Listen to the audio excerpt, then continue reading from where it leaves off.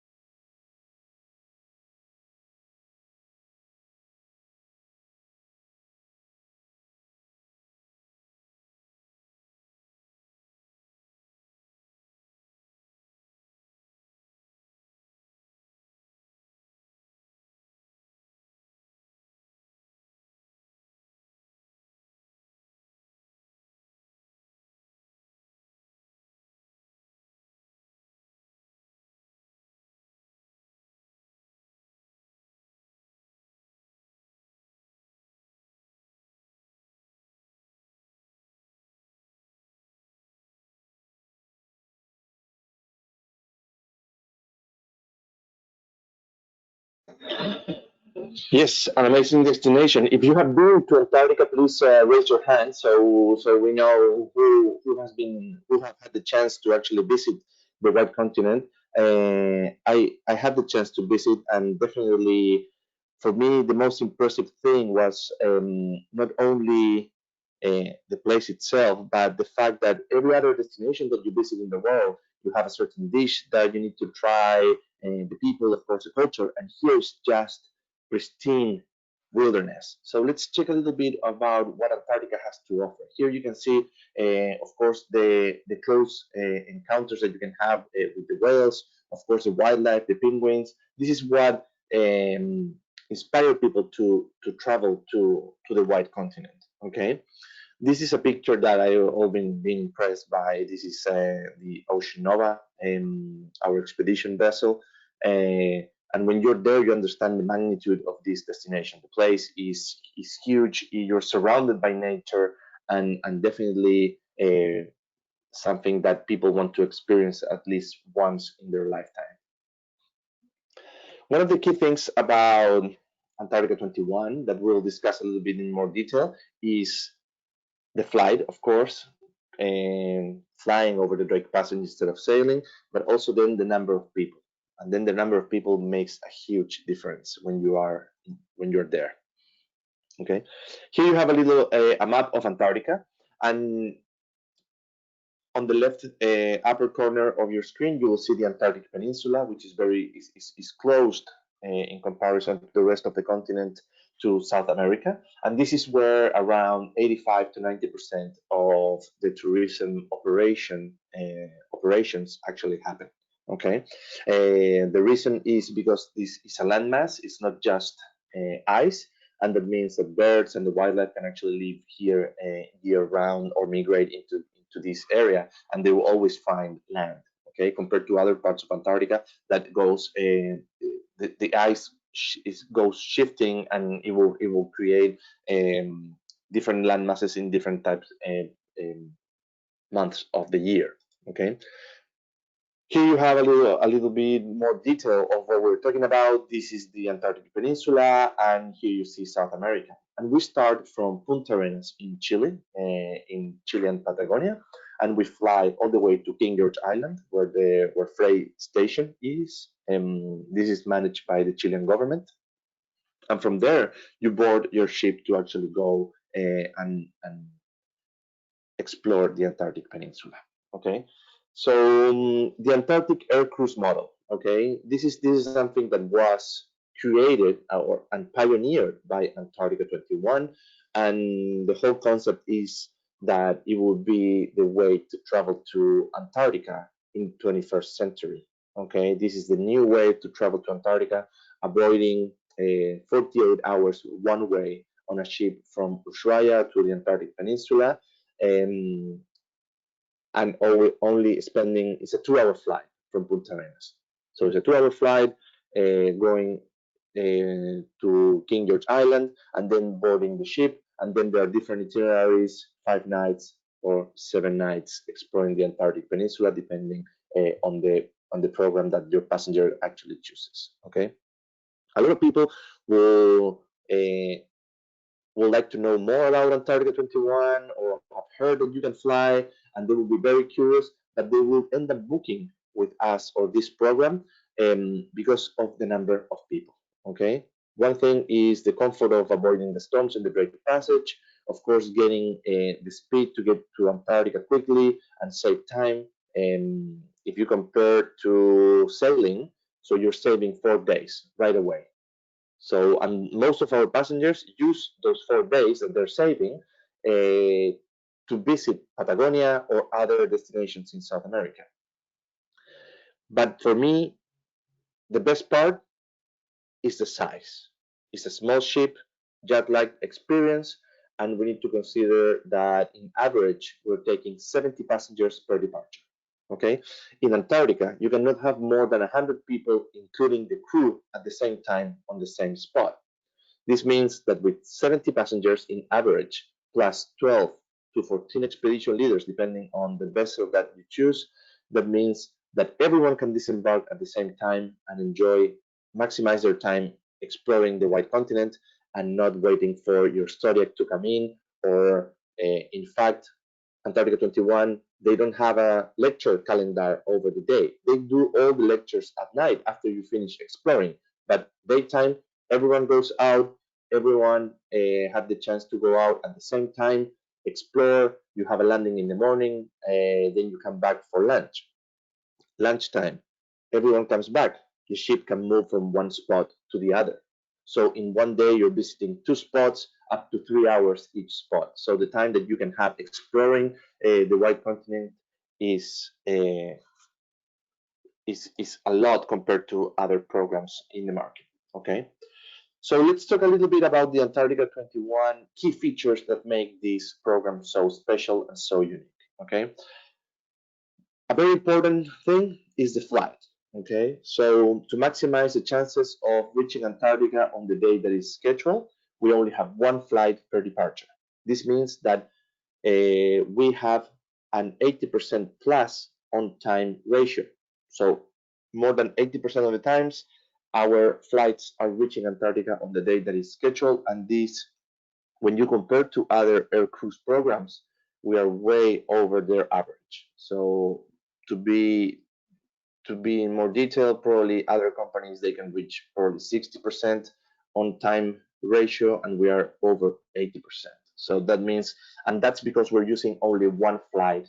Even though the capacity of some of our ships are 100 passengers, we only use the capacity of the aircraft and not the ship. Okay. Then one of the most personalized service in the Antarctic Peninsula operating today. So in Ocean Nova, which is our expedition vessel, we have 12 expedition leaders, and in Magellan Explorer, our new vessel, and Iberian Sky, we have 14 expedition leaders for an average of 72 to 74 passengers. So we have a ratio of one expedition leader over 5 passengers, which is the highest today operating the Antarctic Peninsula, okay, for a small expedition vessel. And then, of course, the 70 passengers average per departure. That means that we can disembark everyone in less than 20 minutes and the same thing coming back, maximizing your time exploring Antarctica and not waiting for your Zodiac or spending time on the ship, okay? Let's check a little bit the itineraries, the different options that we have. Okay, so the first one is called the Classic Antarctica. This is our core itinerary. Probably this is the program that has the most departures in a season. It's a 7-night program, 8 days. So the first night and the last night you spend in Punta Arenas in Chilean Patagonia.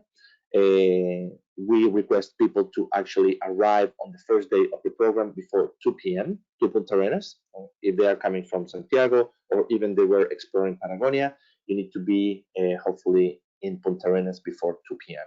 Okay, that afternoon you will have a briefing, a safety briefing, your equipment. We lend waterproof boots, and we provide a waterproof bag as well for our passengers. Okay. Then the second day of the program, that night you have a welcome cocktail and dinner, and we will announce at what time the flight is on the following day. Okay, the following day or day 2 of the program, you are scheduled to fly from Punta Arenas in a 2-hour flight from Punta Arenas to King George Island, where the freight station is located. As I mentioned, managed by the Chilean government. And being a Chilean company with headquarters in Punta Arenas, we're really well connected with them. So we have the priority to actually fly from Chile to Antarctica. Okay. And then here you will spend 5 nights on board of your ship exploring the Antarctic Peninsula. And as I mentioned before, two landings per day, one in the morning, one in the afternoon. At lunchtime, the ship is actually moving from one spot to the other, so you can actually land in 10 different spots within this program. And every time you land, you have between 2.5 to 3 hours to explore. Okay. Then we have the Polar Circle Air Cruise. The dynamics of this itinerary is the same as the Classic Antarctica, but here you have 9 nights. The main difference, it will be the number of nights that you spend in the Antarctic Peninsula. So the first night and last night also are considered to be in Punta Arenas. Then you fly into King George Island, and then you spend 7 nights instead of 5 exploring the Antarctic Peninsula. Those 2 extra nights and days, you're still doing the landings every day, but the aim is to actually cross the Antarctic Polar Circle, which is some people's bucket list as well. Last season, we launched a new program, Antarctica at South Georgia Air Cruise. This is a 15-night itinerary, 16 days.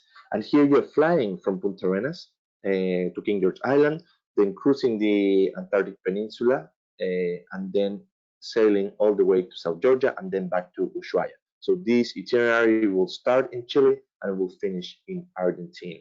Okay, so it's a great way to connect both of them. Here you're not crossing the Great Passage, which you're actually flying at the beginning, and then you're coming from South Georgia to Ushuaia as well. So here is a more complete type of itinerary when passengers are looking to see the Antarctic Peninsula, but also want to enjoy the wildlife that South Georgia can offer. So when you see these amazing places in South Georgia with millions of penguins, is the main reason why people would like to go there. Okay. Let's talk about the vessels. Okay, the vessels are a key part of the operation. Of course, is where your passenger will stay most of the time, and this is the Magellan Explorer. This is a new vessel. It was built by Antarctica 21 exclusively to do air cruises. Okay, it was built in Chile, and it was launched this season. Okay, it already have one season of operation, and it went great. The ship is amazing. So let me show you a little bit what the ship is all about. 74 passengers, maximum one flight per departure, 14 expedition leaders. So, and of course, the level of comfort and that you can expect from this ship is very, very high. Okay. All the cabins except the portholes, which is four of them, have private balconies. So that means that around 95% of our passengers will have access to private balconies. And then, of course, some of the common areas, the barbecue deck at the back, the bar, which is a key part of your experience as well, is where people, after exploring over the day, gather together in the observation deck and the bar, and of course having the infrastructure to actually go out and having all the zodiacs ready to go explore Antarctica. So this is the Magellan Explorer. You can see there what the suite. This is the grand suite, 40 square meters, and two balconies, two bathrooms. So this is a lot of space, very comfortable. So for those passengers looking to upgrade their level of comfort when they're visiting Antarctica, the option is definitely there. This is what you can expect from the other cabins as well. We already see a little bit of the pictures that are there, and of course this ship. I had the chance to visit this ship last year, and it's new. So a new ship and the same team of operation make everything work really well, and the whole season went really smooth. Actually, the last departure of last season ended up in Argentina, and our passengers were able to come back one day before the lockdown. So we were able to complete our season. So in that sense, everything it was good. Okay, we're looking to see what's going to happen for 2021 season, and we're hoping to have news very soon to what's going to happen with that. But if not, we're already promoting 21-22 season. Then we have our expedition vessel, so the Ocean Nova. The Ocean Nova is a great ship. It's small. You can see the difference of the cabins. This is intended more for passengers that are looking not so much for that level of comfort, but more having more interest in the destination itself. So, but the capabilities of the Magellan Explorer were taken of what the Ocean Nova can do. So you see an observation deck that is similar, and then the capabilities of getting very close to the shore are very similar to what Ocean Nova can do, to what the Magellan Explorer can do. So it would be a matter of the type of passenger or what your passenger is exactly looking for when they visit Antarctica. And then we have a Brilliant Sky. We operate this ship half of the season, mainly in December.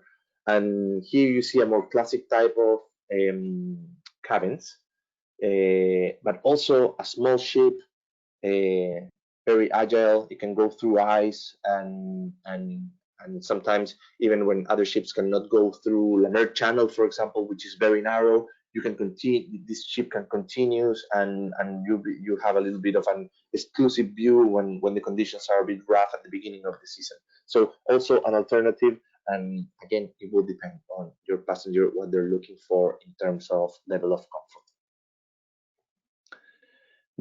The charter flight that we use from South America, from Chile to King George Island to reach Antarctica, is British Aerospace aircraft designed for short runways. What you can see there is the actual runway in King George Island. So you need to consider that this experience starts in Punta Arenas. You need to, when you board the plane and the aircraft to go to Antarctica, you need to be wearing your Antarctic gear because you're going to land and you're going to need it right away. Okay.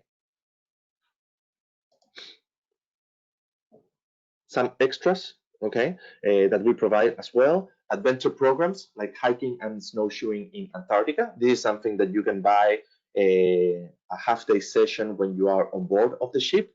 And then we have the sea kayaking in Antarctica. This is something that you need to pre-book, and the reason is there's safety briefings, there's equipment that you need to consider, and of course, the idea is to provide an experience that if your passenger books the kayaking program, the kayak spot is going to be his for or hers for the complete duration of the expedition. So if one day the weather doesn't allow to do kayaking, he will have the chance to do then the following day, okay, or that afternoon, if that's the case. So we don't sell just half days or a full day. It's just when you buy the kayaking, the kayak is yours, the complete expedition. Okay. Let's check a little bit about the experience. So the experience is what makes this trip so amazing. Okay. These are pictures that were taken by the professional photographer that is on board, and this is actually last season when I had the chance to actually visit Antarctica. Okay, on board of the Ocean Nova. So as I was saying, you land in King George Island, you see the runway. There's no runway. There's a runway, but it's just landing on the island. Okay, what you need to know is that to be able to land in King George Island in Antarctica, it's not a matter of good weather or bad weather. It's a matter of visibility of the runway. So it's one of the runways in the world that the pilot has to see what he's doing. Okay, so that's why sometimes it's a bit tricky to actually reach Antarctica by air. As we mentioned before, more than 80% of the time we actually do on the day that is scheduled, and if not, you have 1 day of delay. Okay. We have infrastructure. As I was saying, we are a Chilean company with headquarters in Punta Arenas in Patagonia, and the whole runway and the whole operation in King George Island is run by the Chilean government, which allow us to have some infrastructure that is exclusive for Antarctica 21, like these vehicles to carry all the luggage for our passengers, and if there's a passenger that has less mobility, we can help them as well. Okay, we gather in King George Island, of course, and then we have a briefing. And when you arrive, there's one group of people that is actually living in Antarctica. So the plane goes with one group and comes back with another, and that's how it works. Okay, you need to walk these 500 meters all the way to the shore, and then you'll have the Zodiacs waiting for you to actually board your ship. Expedition leaders with more than 25 years working in Antarctica, and of course different expertise to be able to provide, to share all the knowledge, and of course doing lectures when the time comes. Safety is a huge priority, and here you have the whole group. This is 64 passengers for this departure. So everyone goes at the same time on the Zodiacs, and they get on the ship very, very fast. Okay. King George Island is part of Antarctica, so you see penguins and wildlife right away. I think it gets more exciting when you reach the Antarctic Peninsula, or the Antarctic continent, because you see more whales and everything. But on the first day, you land 2 hours after you take your flight from Chile and Patagonia. You're seeing penguins, and you are in Antarctic territory. Uh, the idea is to provide a comfortable experience. So even though on each zodiac you can fit up to 10 people, when you're doing the landings and coming back to the ship, you probably have another 9 passengers with you on the zodiacs to make the landings as fast as possible. But then, if you decide that you have had enough and you want to see something else or go back to the ship, the expedition leaders will offer you a small cruise on the zodiac, and then it doesn't have to be 10 people. You can go by yourself or with other person. It really depends on what you're looking to achieve on your landing that day. Okay. As I was saying, we can get very close to the shore, which minimizes the time that you spend on the zodiac and more time exploring Antarctica. Okay. So in general terms, on a normal day, you will have a wake up call around 7:30 a.m. You will have breakfast, and then you will be announced the landings starts at 9 a.m. or 8:30 a.m. depending on the spot that you're visiting. The expedition leaders will go 1 hour in advance, and they will set up different routes and to actually explore the spot that you're visiting with these red flags.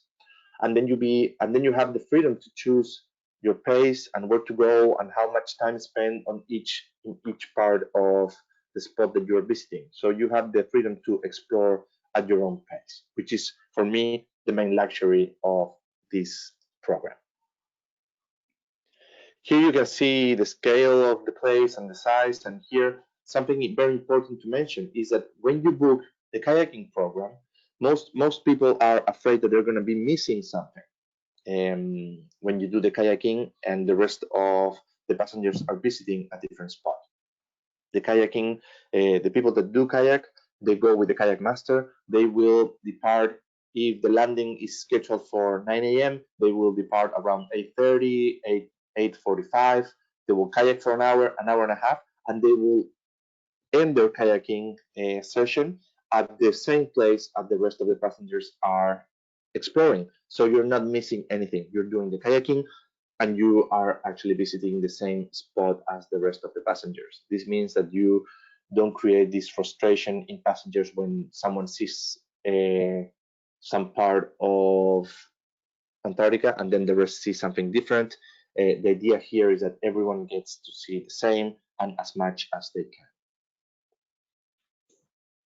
Having this freedom and having this opportunity to actually go and do your own thing at your own pace and having only 70 people per departure in average, it means that you will experience uh, pretty much sometimes being alone in Antarctica or very few people around. Okay, and this means that you can get closer to the wildlife and having more impressive encounters. Okay, um, this trip was done in December, the first departure of the season, and we saw whales every day, minke whales, killer whales or orcas, and then of course visiting different areas of the Antarctic Peninsula. A lot of people ask me what is the maximum age that people can actually visit, may have to actually do this trip and visit Antarctica. What you're seeing here is a 92-year-old Japanese lady, and she did every single landing. So for me, it's not a matter of age; it's a matter of being independent to move by yourself. But you'll receive a lot of help from the expedition leaders and being keen to actually explore. Okay. Some of the wildlife, of course, leopard seals, and of course the kayaking program, which is an amazing experience if you are a kayaker. If not, I don't think you're missing a lot. It will give you another perspective of what you will be able to do in Antarctica. Um, but of course, if you're not a kayaker and it's not for you, there's no problem. The program itself is amazing. Okay. And this is a picture that for me reflects a lot on what Antarctica 21 is all about. Okay. So 64 passengers, 12 expedition leaders in this case because we were actually on board of the Ocean Nova. And this is very few people when you're visiting Antarctica. And this is and then you have expedition leaders to share with you all the information and everything. So a lot of people will call you or will inquire about Antarctica 21 because you fly in and fly out um, from from Chilean Patagonia, avoiding the Drake Passage, which is at the end of the day 4 days in rough seas.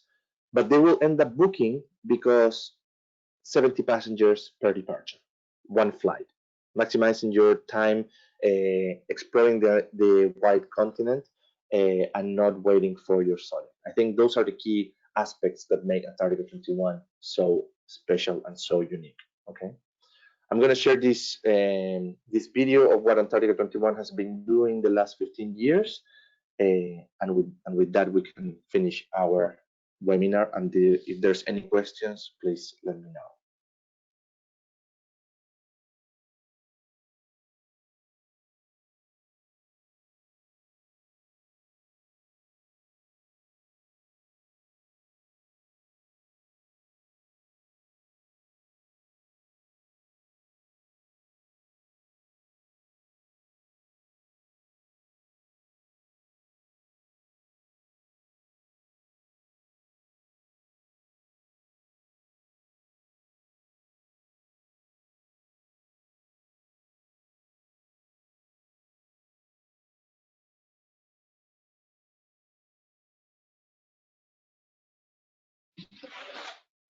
Thank you very much. I hope you enjoy the webinar and our Nomade Discover series. And if you have any questions, please feel free to contact us. And we're happy to provide more information. We're launching our new brochure very soon for 2021. That means all the information in one place. And if you need anything from our side, please let us know. Thank you very much.